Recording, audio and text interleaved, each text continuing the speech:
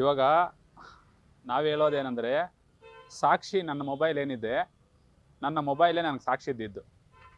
ಆ ಮೊಬೈಲ್ ಇರ್ತಕ್ಕಂತಹ ಶ್ರಾವಣಿ ಅನ್ನೋ ಏನು ಮದುವೆ ಆಗದೆ ಇರತಕ್ಕಂಥ ಶ್ರಾವಣಿ 1,00,000 ಮೊಬೈಲ್ ಕಾಲನ್ನು ನನಗೆ ಯಾವಾಗ ರಾತ್ರಿ 10 ಗಂಟೆ ಮೇಲೆ ಮಾರ್ನಿಂಗು 6 ಗಂಟೆಯಿಂದ 9 ಗಂಟೆಗೆ, ಮಧ್ಯಾಹ್ನ 3:30ಯಿಂದ 6 ಗಂಟೆಗೆ ನಾನು ಕಾಲ್ ಮಾಡಿರೋದು.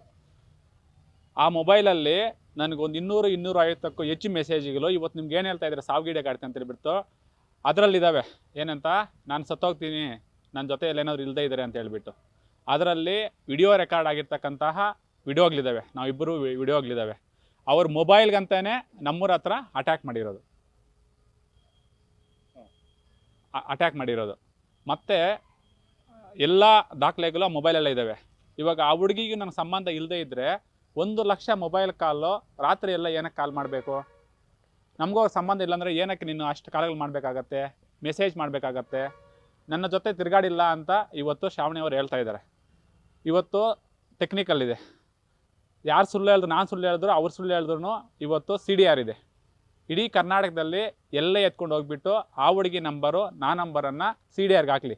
ನಾವು ಹೋಗಿಲ್ಲ ಅಂತ ಹೇಳಿದ್ರೆ ಕಾನೂನು ಪ್ರಕಾರ ಏನು ಬೇಕಾದರೂ ಅವ್ರ ಕ್ರಮ ಕೈಗೊಳ್ಳ ಅಂತ ನಾನು ಹೇಳ್ತೀನಿ. ನಾವು ಯಾವುದೇ ಲೋನ್ ಮಾಡಿಕೊಟ್ಟಿರೋದಾಗಲಿ, ಸೈಡ್ ಕೊಟ್ಟಿರೋದಾಗಲಿ ನಾವು ಮಾಡಿರಲ್ಲ. ಲೋನ್ ಕೊಟ್ಟಿದ್ದರೆ ಅದಕ್ಕೆ ಒಂದು ನಿಗಮ ಇರುತ್ತೆ, ಒಂದು ಬ್ಯಾಂಕ್ ಇರುತ್ತೆ, ಒಂದು ಆಫೀಸ್ ಇರುತ್ತೆ.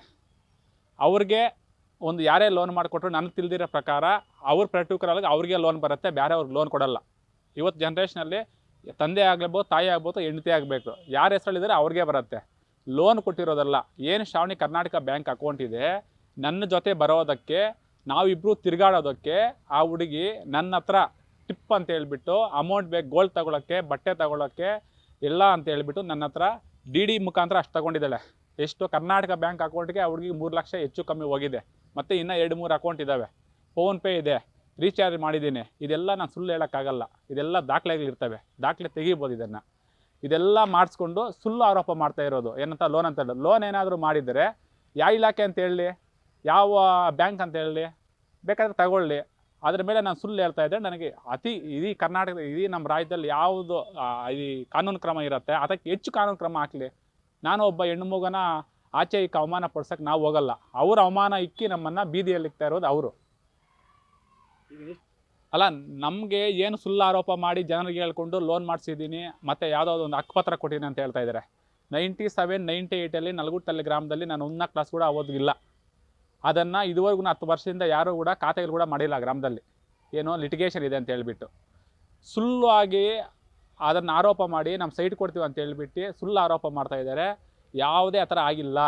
ಹಂಗೇನಾದರೂ ಲೋನ್ ಆಗಿದ್ದರೆ ಎಲ್ಲಿ ಹೇಳಿ, ಬೇಕಾದರೆ ನಿಮ್ಮ ಮುಖಾಂತರನೇ, ಮೀಡಿಯಾ ಮುಖಾಂತರನೇ ಹೋಗೋಣ ಆ ಆಫೀಸ್ಗೆ, ಬೇಕಾದರೆ ನಾನು ಬರ್ತೀನಿ, ಚೆಕ್ ಮಾಡ್ಕೊಳ್ಳಿ. ನಾನು ಕೊಟ್ಟಿರೋದು ಶ್ರಾವಣಿ ನಮ್ಮ ಹತ್ರ ಇರ್ತೀನಿ ಮತ್ತು ಮದುವೆ ಮಾಡ್ಕೊತೀನಿ ಅಂತ ಹೇಳಿದ್ದಕ್ಕೆ ನಮಗೆ ದುಡ್ಡು ಕೊಟ್ಟಿರೋದು, ಕಾಸು ಕೊಟ್ಟಿರೋದು, ಗೋಲ್ಡ್ ಕೊಟ್ಟಿರೋದು, ಎಲ್ಲ ಕೊಟ್ಟಿರೋದು. ಅಷ್ಟು ಬಿಟ್ಟರೆ ಏನೂ ಇಲ್ಲ.